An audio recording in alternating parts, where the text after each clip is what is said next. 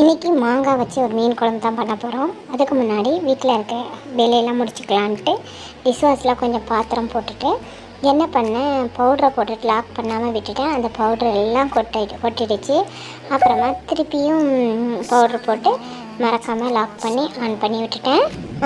மாங்காய் மீன் குழம்பு வைக்கிறதுக்கு நம்ம நார்மலாக புளி சேர்க்குற மாதிரி கொஞ்சமாக புளி சேர்த்துட்டு அப்புறமா நல்லா 4-5 துண்டு மாங்காய் போட்டுருங்க. மாங்காய் போட்டதுக்கப்புறமா நல்லா கொதிக்க விடுங்க.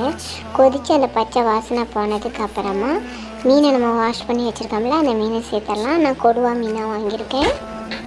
அப்புறமா பாத்திரமெல்லாம் வாஷ் பண்ணிட்டான்னு போய் பார்த்தேன். க்ளீனாக எல்லாம் வாஷ் ஆகிடுச்சு. அதை எடுத்து அரேஞ்ச் பண்ணுற இடத்துல அரேஞ்ச் பண்ணிடலான்ட்டு எடுத்துகிட்ருக்கேன். அப்புறமா ஸ்பூன் எல்லாம் அதே இடத்துல அரேஞ்ச் பண்ணி வச்சுட்டு திருப்பி கரண்டியெல்லாம் அதே இடத்துல வச்சிட்ருக்கேன்.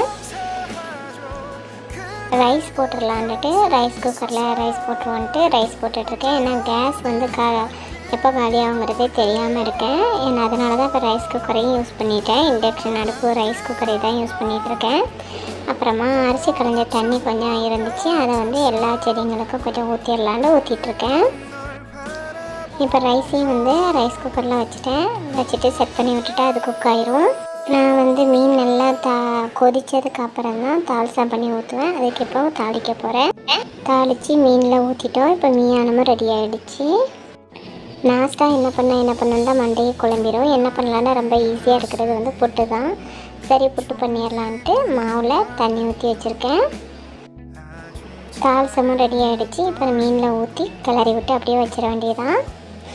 ஆனால் மாங்காய் போட்டு சாப்பிட்டு பாருங்கள், அவ்வளோ டேஸ்ட்டாக இருக்கும்.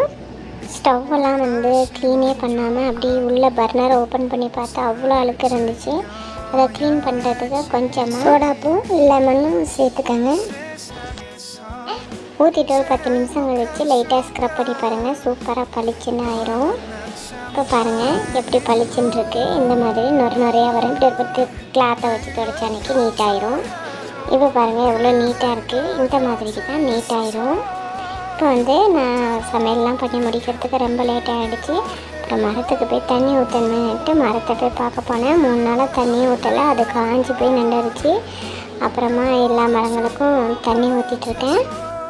வெயிலை பாருங்கள் எப்படி அடிக்குதுண்டு. இந்த வெயிலில் எல்லா மரமும் ஆடி போயிடுச்சு. அது 2 நாள் தண்ணி ஊற்றலாண்டா இன்னும் ஆடிடுச்சு.